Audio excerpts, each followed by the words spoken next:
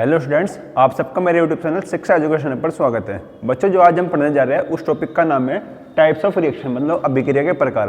बच्चों, इस टॉपिक के लिए हमने पहले 2 वीडियो बना चुके हैं। उसके अंदर मैंने आपको पढ़ाया है कि टाइप्स ऑफ रिएक्शन किस किस तरह की होती है। बच्चों, उस टॉपिक को आज आगे पढ़ते हुए हम पढ़ाएंगे पार्ट 3 में। आपको मैं उस रिएक्शन के आगे पढ़ाऊंगा कि उसमें किस किस प्रकार के आप रिएक्शन पढ़ोगे।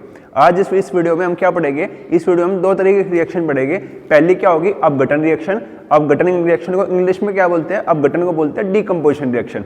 और बच्चों, दूसरी रिएक्शन जो हम पढ़ेंगे उस टॉपिक का नाम होगा आपका डबल डिस्प्लेसमेंट रिएक्शन, मतलब कि द्विविस्थापन अभिक्रिया। ठीक है बच्चों, आओ बच्चों टॉपिक शुरू करते हैं अपना।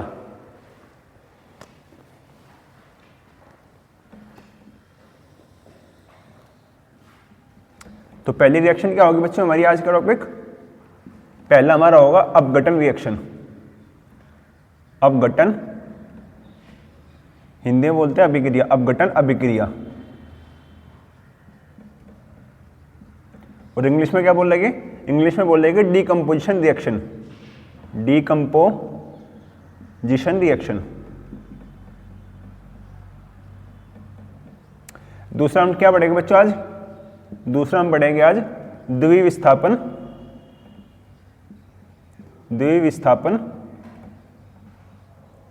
अभिक्रिया।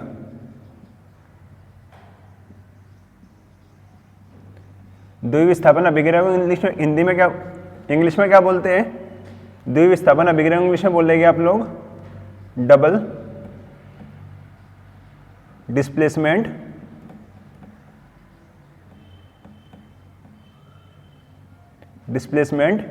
रिएक्शन। ठीक है बच्चों, डबल डिस्प्लेसमेंट रिएक्शन आपको समझ में आई। अब बात करते हैं, सबसे पहले हम टॉपिक स्टार्ट करते हैं डीकम्पोजिशन रिएक्शन, मतलब कि अपघटन अभिक्रिया क्या होगी हमारी। अपघटन अभिक्रिया क्या होती है, मैं आपको शुरू करता हूं। अपघटन अभिक्रिया क्या होगी?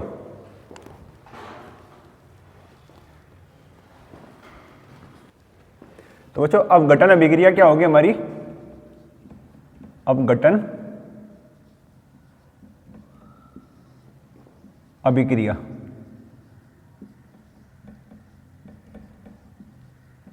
अपघटन अभिक्रिया को इंग्लिश में बोलते हैं डीकम्पोजिशन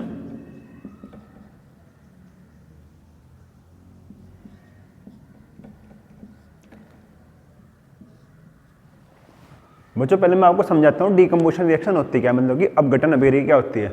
आप लोगों ने नाम से आप देख रहे होगे डीकम्पोज, मतलब डीकम्पोज का मतलब क्या होता है? आपने सुना होगा कि कोई आदमी या फिर कोई जानवर आपका मर गया और मरने के बाद क्या हो जाता है, उसे कोई ना कोई जानवर आके खा जाता है, कोई बैक्टीरिया होते हैं खा जाता है और डीकम्पोज हो जाते हैं, वो खत्म हो जाते हैं। ठीक है, तो इसी तरीके से डीकम्पोजिशन अभिक्रिया होगी। डीकम्पोजिशन अभिक्रिया में क्या होगा? आपका एक उत्पाद होगा, एक आपका अभिकारक होगा। वो अभिकारक छोटे छोटे टुकड़ों में कूट के आपके नए नए उत्पाद बना देगा। क्या होगा? एक ही अभिकारक होगा, वो एक अभिकारक छोटे छोटे टुकड़ों में टूटकर नए नए उत्पाद तैयार करेगा। इसको क्या बोलते हैं? इसको बोलते हैं डीकम्पोजिशन रिएक्शन, अपघटन अभिक्रिया। आओ बच्चों, मैं इसकी परिभाषा लिख के बताता हूं आपको। अब इसकी परिभाषा क्या होगी?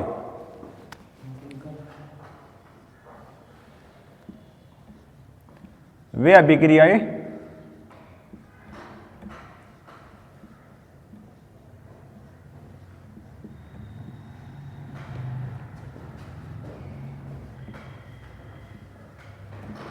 जिनमें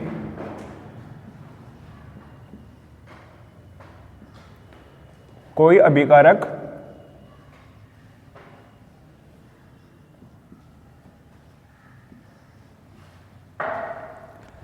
छोटे छोटे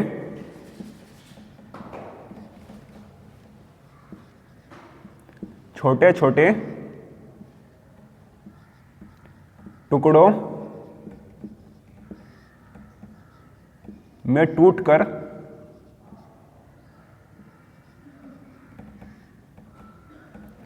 छोटे छोटे टुकड़ों में टूटकर नए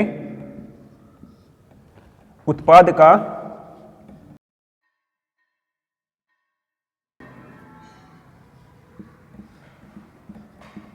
निर्माण करता है।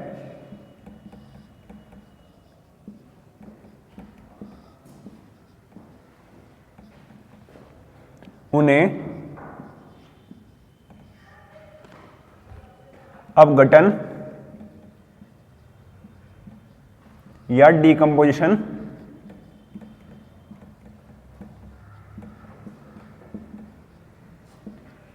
रिएक्शन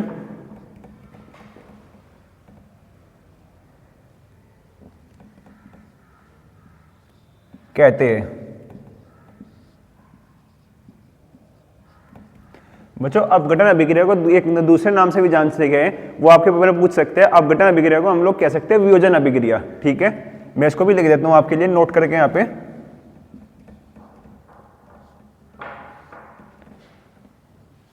अपघटन अभिक्रिया को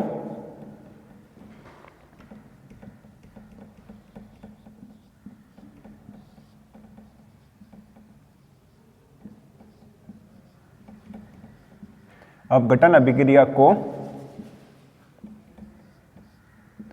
वियोजन अभिक्रिया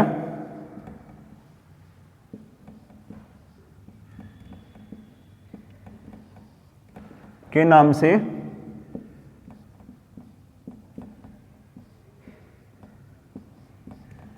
भी जानते हैं।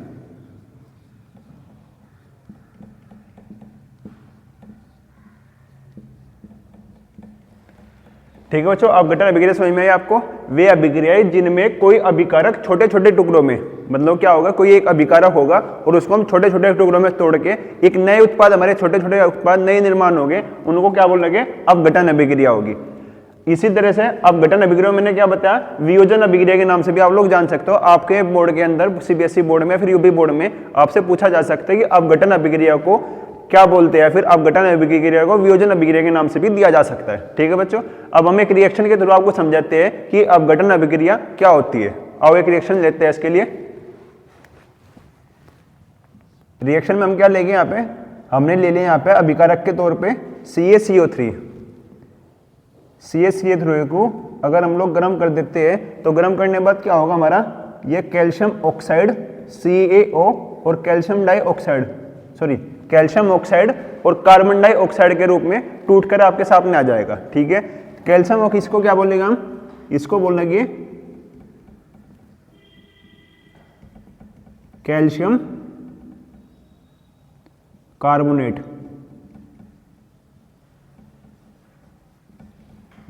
कैल्शियम कार्बोनेट के टूट के किससे मिलेगा हमें, हमें मिलेगा कैल्शियम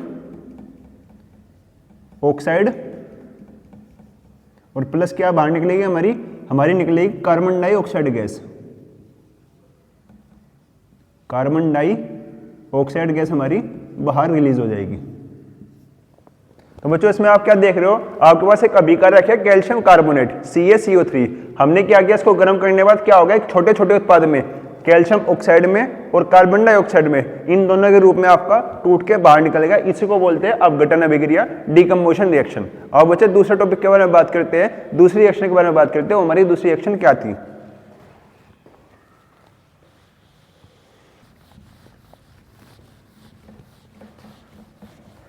तो बच्चों अगला टॉपिक हमारा क्या होगा, अगला टॉपिक हमारा होगा डबल डिस्प्लेसमेंट रिएक्शन, जिसको हिंदी में क्या बोलते हैं, द्विविस्थापन अभिक्रिया।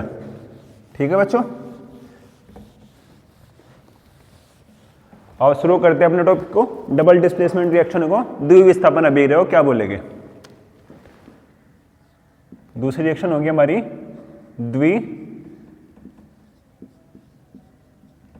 द्विविस्थापन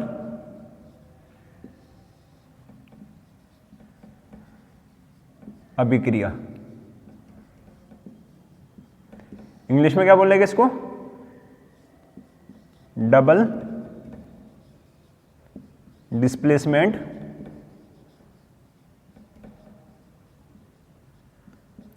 रिएक्शन।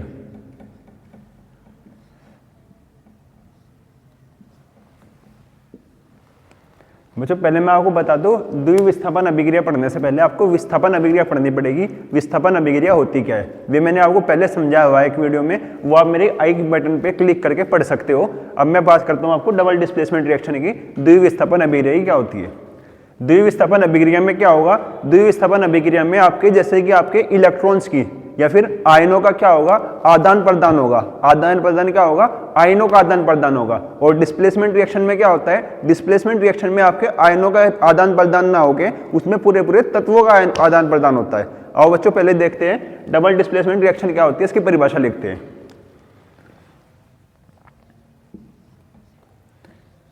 वे अभिक्रियाएं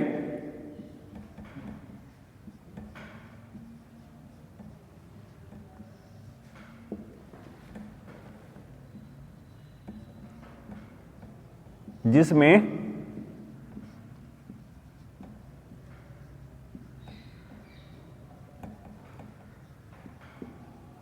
अभिकारकों के मध्य आयनों का आदान प्रदान हो,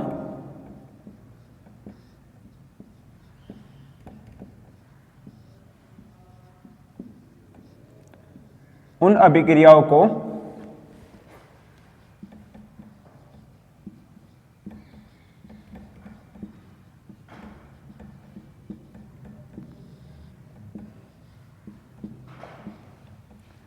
द्विविस्थापन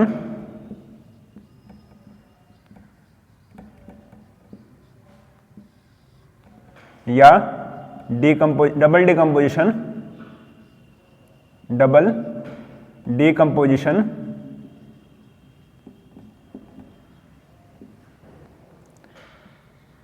अभिक्रिया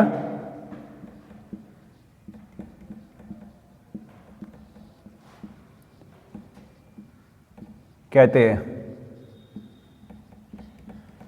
ठीक है बच्चों, समझ में आया? इसको क्या बोला मैंने, डबल डिस्प्लेसमेंट में क्या होगा, इसके इन अभिक्रियाओं में तुम्हारे जो भी तुम्हारे दो अलग अलग अभिकारक होंगे उनके मध्य क्या होगा, आयनों का आदान प्रदान होगा।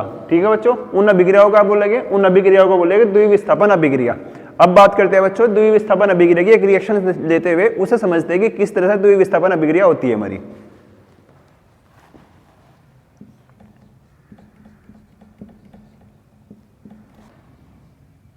BaCl2 प्लस Na2SO4, इससे क्या बनेगा हमारा, इससे बनेगा हमारा यहाँ पे 2NaCl बाहर निकल जाएगा और प्लस क्या बन गया हमारे यहाँ पे बन जाएगा BaSO4। अब बच्चों आप क्या देख रहे हो, आप देख रहे हो BaCl2 यहाँ पे बना हुआ है, मतलब क्या हो गया, बैरियम क्लोराइड, और यहाँ पे क्या है Na2SO4 सोडियम सल्फेट आपका हो गया। तो इसमें क्या होगा आपका, यहाँ पे क्लोरीन एटम है और यहाँ पे आपका क्या है Na सोडियम एटम है। ये दोनों एक दूसरे से रिएक्ट करेंगे और करके बाहर क्या हो जाएगा हमारा NaCl बाहर निकल जाएगा। यहाँ पे कितने मोलिक्यूल है, 2 Na के मोलिक्यूल है और 2 Cl के मोलिक्यूल है। तो इसका हमने क्या लिख दिया यहाँ पे 2 NaCl, साथ में हमारे पास क्या है यहाँ पे Ba है और यहाँ पे SO4 है। यहाँ पे इन दोनों अभिक्रिया करेंगे और अभिक्रिया क्या बना के BaSO4 आपका निर्माण करेंगे। इनमें क्या हुआ, इन दोनों में आपके दो आयंस एक्सचेंज हो गए। बैरियम के ऊपर क्या होता है, बैरियम के ऊपर होता है प्लस के 2 चार्ज, बैरियम के ऊपर होता है 2 चार्ज प्लस के, और सल्फेट के ऊपर क्या होता है, यहाँ पे सल्फेट के ऊपर होता है 2 चार्ज माइनस के। ठीक इसी तरीके से आपका क्लोरीन के पास क्या होता है, क्लोरीन के ऊपर होता है एक माइनस सिंगल चार्ज, और Na के ऊपर क्या होता है, Na के ऊपर होता है एक सिंगल प्लस चार्ज। तो इसमें Na और Cl दोनों आपस में जुड़े और जुड़ के NaCl का आपका निर्माण करा, और यहाँ पे Ba डाई पॉजिटिव होने की वजह से और SO4 डाई नेगेटिव होने की, इन दोनों ने एक दूसरे से रिएक्ट किया और करके BaSO4 बना दिया। इसको क्या नाम हो गया, इसका नाम हो गया हमारा बैरियम सल्फेट। और ये क्या होगा हमारा, ये हमारा हो गया सोडियम क्लोराइड, सोडियम क्लोराइड। साथ में हमारे यहाँ पे क्या होगा, ये हो गया बैरियम क्लोराइड, और ये Na2SO4 क्या हो गया हमारा सोडियम सल्फेट। बच्चों इस टॉपिक को हमारा यहाँ पे खत्म करते हैं, द्विविस्थापन अभिक्रिया को। और बच्चों मैं आपको एक चीज और बता दूं, जो भी रिएक्शंस मैंने आपको बताई है अब तक, ये सभी रिएक्शंस आपकी क्लास 10th के लिए, क्लास 11th और class 12th, specially class 10th के लिए बोर्ड एग्जाम के लिए बड़ी आपकी इंपॉर्टेंट है, और क्लास 11th और 12th के लिए इन रिएक्शन को, ये रिएक्शंस बेसिक होती है आगे की रिएक्शन पढ़ने के लिए। तो क्लास 12th के बच्चे भी क्लास 10th की ये रिएक्शन पहले पढ़ेंगे, उसके बाद मैं आपको क्लास 12th का भी टॉपिक स्टार्ट करने वाला हूँ चैप्टर में। पहले ये टॉपिक आपको पढ़ने पड़ेगा क्लास 12th को भी। ठीक है बच्चों, नेक्स्ट वीडियो लिए, थैंक यू।